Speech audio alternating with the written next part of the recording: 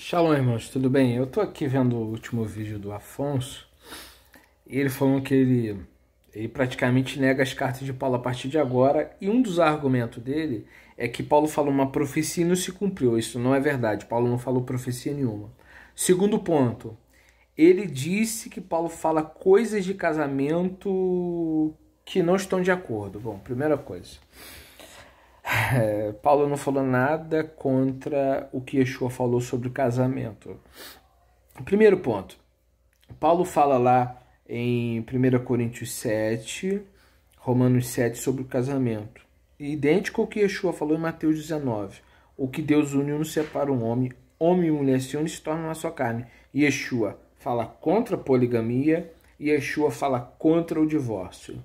Então, está de acordo com Paulo. O ponto que Paulo diz que é melhor ficar sozinho do que casar, é melhor ficar sozinho do que casar, ele explica nas suas cartas que era por causa da perseguição, tá? Mas Paulo falou, quem não suporta viver solteiro, que viva casado. Mas Paulo fala que vai ter luta assim mesmo. Tanto que Yeshua, no Mateus 19, os próprios discípulos, se a condição para o casamento por um homem é essa, então convém não casar. E Yeshua falou, nem todos podem receber essa palavra. Quer dizer, nem todo mundo pode viver sem casar.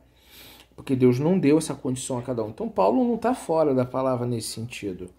Olha, a gente pode criticar qualquer carta se a gente tem argumento sólido, não achismo.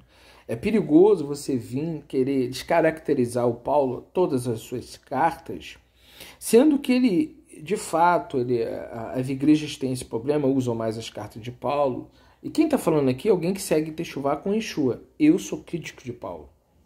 Eu sou crítico do que Paulo fala teologicamente.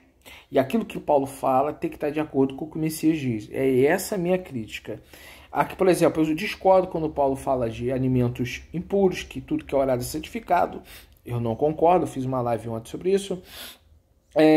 Tem pontos ali que são difíceis de interpretação. O próprio Pedro fala isso. Mas, irmãos, veja só. O fato de Paulo falar alguns pontos, tá, que não estão de acordo ou que eu não concorde, isso não significa que eu tenho que jogar todas as suas cartas fora. Eu sou um defensor da mensagem a partir de Yeshua. Desde 2014, eu defendo Techuvá com Yeshua. A minha defesa é voltar à comunidade do primeiro século, como Yeshua ensinou. O problema é que eu não sou defensor de Paulo, sou crítico de Paulo. O problema é que a abordagem não está de acordo. Você pode abordar o assunto, criticar Paulo? Pode. E é até muito importante a gente fazer críticas à teologia paulina. Ele usa muita alegoria, a gente pode falar sobre isso tudo. Alegoria ali em Gálatas, ele usa muita alegoria. Tiago, ele traz uma resposta, por exemplo, Abraão foi justificado pelas obras, na sua carta, e Paulo diz que Abraão foi justificado pela fé. Ali há um conflito de ideias ali, ou de interpretação. Existem sim pontos que a gente tem que fazer críticas.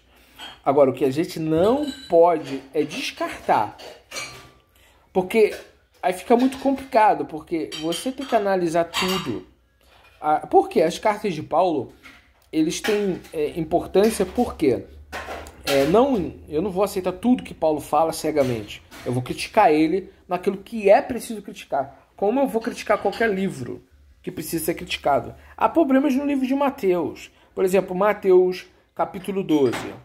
Lá vai dizer que os gentios aguardarão o seu nome.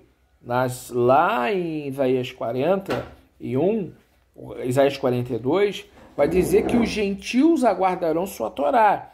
Então há um erro ali, uma interpolação errada em Mateus capítulo 12. Então, não é porque tem um erro que eu vou descartar todo o livro de Mateus. Então, por exemplo, a história da mulher adúltera. Ali diz que é um acréscimo, os manuscritos mais antigos não tem. Eu não vou descartar todo o livro de João, porque há um equívoco ali. Um outro problema é quando as pessoas querem interpretar o que Paulo fala usando Pedro. Não pode, tem que ter cuidado, porque Pedro pode estar olhando um lado do assunto e Paulo está usando um outro lado. Paulo é difícil de entender ele, muito. Paulo tem que ser criticado, concordo. O que não pode ser feito é pegar todas as cartas dele e jogar no lixo. Isso eu não vou concordar mesmo. Você não pode pegar tudo que Paulo falou e descartar como se não tivesse valor. Porque ele é o livro mais antigo da Bíblia, do Novo Testamento. Então, as primeiras cartas a serem escritas foram de Paulo. Então, tem ali conteúdo histórico. Sabe? Tem ali, por exemplo, nascimento virginal. Está em Mateus 1:26. Não está em nenhuma carta de Paulo. Aí a pergunta que você faz é o seguinte: peraí, por que Paulo não abordou se ele foi mais o defensor que Yeshua é o Messias? Em todas as sinagogas que Paulo pisou, ele defendeu Yeshua como o Mashiach. E aí, veja só, se existe uma profecia que a Virgem dará luz, porque Paulo nunca citou. Em nenhuma das cartas de Paulo, Paulo cita isso. Aí a pergunta é o seguinte: então, por que Paulo não falou se ele foi o maior defensor que Yeshua é o Messias? Não tem outro na Bíblia que defendeu Yeshua como Messias igual Paulo. Você não encontra. Então Paulo ele debate com os judeus, com gregos e com todos os outros, porque ele fala a língua, vários idiomas. Então ele tem influência para falar qualquer idioma daquela época, latim, grego, aramaico, qualquer um, hebraico. E ele vai debater provando que Yeshua é o Messias nas escrituras, mas não aparece nascimento virginal. E aí eu te pergunto, se a gente tira as cartas de Paulo dos evangelhos, vai ficar o quê? Vai ficar um vácuo ali, vai perder o quê? O conteúdo histórico, essas lacunas que a gente pode se perguntar. Paulo defende a unicidade de Deus nas suas cartas. Paulo diz, para nós um só é Deus, Yahweh, o Pai. Está lá. Então, Paulo ele defende a unicidade de Deus. Não é unicismo, unicidade. Tá? Tanto que o Paulo ele vai dizer em Colossenses que Cristo é primogênito da criação de Deus, que Apocalipse também confirma. E também Paulo, quando vai falar de arrebatamento, ele vai falar do primeiro que o arrebatamento vai acontecer no toque da última trombeta. Então, você não pode falar que Paulo falou uma profecia, tem um contexto da profecia dele. Então, tem que ter cuidado. Então, o que a gente pode falar sobre o Paulo? Tem que criticar, mas não pode jogar fora o conteúdo bom. Toda a Bíblia, de Gênesis a Apocalipse, você deve fazer críticas. Qualquer pessoa que faz uma exegese, por exemplo, sobre o nome de Deus, qual é o som, qual a pronúncia, a gente pode fazer. A gente pode criticar qualquer texto tendo base para criticar. Né? E um problema do Novo Testamento é que vem do grego as interpolações que estão inseridas. E isso pode trazer conflito. Eu já pesquisei cartas de Pedro, que está interpolado textos em grego. E aí que está o problema. Por quê? Porque o texto hebraico que Pedro está citando tem outro sentido. As traduções são confusas, eu concordo, tradução é complicado. O que vem do grego, vem do hebraico, passa pelo grego, perde. Mas isso que é estudo mais aprofundado. Não é se você chegar aqui eu nego todo o Novo Testamento. Isso é um absurdo. Ou a pessoa chega aqui eu nego todas as cartas de Paulo. É outro absurdo. Porque dentro da carta de Paulo ensina o monoteísmo bíblico.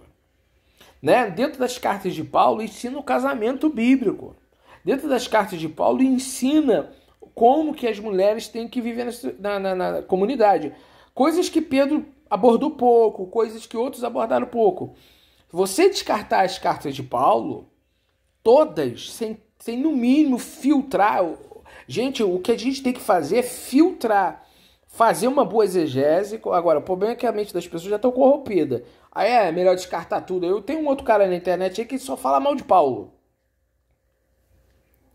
Ele só fala mal de Paulo, mas e a parte boa que ele pregou? Eu sou crítico do Paulo, tanto que o meu canal é Techuvá com Yeshua. Você vai ver que tudo que Paulo fala que está de acordo com o Yeshua, eu defendo. O que Paulo fala que entra em conflito, eu já digo, ó, isso aqui eu não aceito de Paulo, porque Yeshua falou isso. Então, isso é ser um intérprete da Bíblia. Não chegar a jogar no ventilador para as pessoas começarem a desacreditar em tudo. Isso é característica de apostasia. É um problema você ter que descartar o que não é bom, o que está errado, o que não está certo. É aí que começa a apostasia. Daqui a pouco tá negando Yeshua. Tenham cuidado com esse tipo de conteúdo. Esses últimos dias vão estar cheio a internet disso, tá? Aqui é o meu alerta, posso falar. O Paulo cada texto tem que ser analisado. Eu não descarto tudo, mas eu também tenho que analisar. Colossenses ali tem que analisar. 1 Coríntios ali vamos analisar. Vamos ver o que confere com o que Yeshua falou. Vamos ver se está de acordo com o que os apóstolos falaram. Por exemplo, é contradição, mas não é. Atos 15, o que os gentios têm que fazer? Olha só, gente, você tem que analisar a Bíblia. Lá está dizendo lá, 5 coisas que os gentios têm que fazer.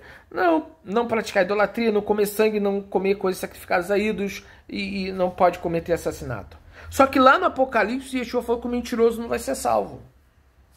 Sabe? Então, aqui está o ponto. Paulo também diz de glotonaria, Paulo fala de facções, Paulo fala de porfia, Paulo vai falar de lascívia. Pera aí. Como que em Atos 15 tem 5 itens, não pode comer sangue, né, e tal, e o próprio Paulo explica nas cartas dele coisas que vão levar pessoas por exemplo, à condenação. Não tem lá, por exemplo, em Atos 15, por exemplo, feitiçaria. Não tem timidez, por exemplo. Yeshua falou que os tímidos não vão ser salvos. Então, será que é só 5 itens que Deus quer dos gentios? Não. Aquela é uma abordagem inicial dos apóstolos no Concílio de Jerusalém. Eu não posso chegar e dizer que eles estão contradizendo as palavras de Yeshua. Isso é uma exegese burra. O cara tem que saber interpretar a Bíblia, gente. Estão fazendo lambança. Aí o Paulo fala assim, que quem prega a palavra tem que manejar bem a palavra. O que Paulo quer dizer? Não faça da Bíblia uma salada. O cara pega um texto aqui que ele acha que está errado e já mete na internet. Vocês são muito afobados. Primeiro, Atos 15, por exemplo. Não é só 5 coisas que os gentios têm que fazer e a de Sedaká. Ali não diz que você tem que ofertar. Ali diz que você tem que ofertar a obra de Deus? Não diz. Mas quais qualidades de Atos? Paulo não pediu coleta em a igreja de Corinto e as outras igrejas? Você encontra em Atos 15 Sedaká ou doação? Eu te pergunto, quem nega comida ao pobre é salvo? Olha o que Yeshua ensinou. Tive fome e não me deixe comer. Então tem que se analisar a Bíblia um todo.